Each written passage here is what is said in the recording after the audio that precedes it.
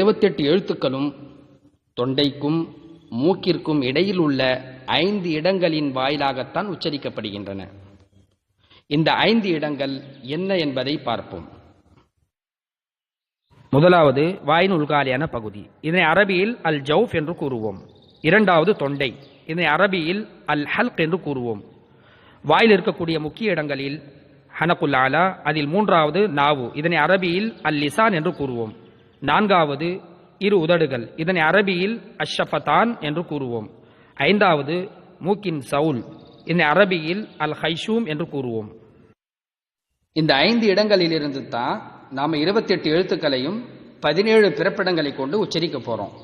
உதாரணத்திற்கு இதை எப்படி நாம் புரிஞ்சுக்கணும்னா, ஒரு ஊரில் 5 மாடி குடியிருப்பு இருக்குது. அதில் 17 அரபு குடும்பங்கள் குடியிருக்கிறாங்க. அந்த 17 குடும்பத்தில் மொத்தம் எத்தனை பேர் இருக்கிறாங்கன்னா 28 பேர். இதை அப்படியே தஜ்வீதில் பொருத்தி பார்ப்போம்.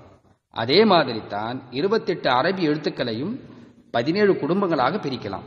அதாவது 17 மஹரஜுகளாக பிரிக்கலாம்.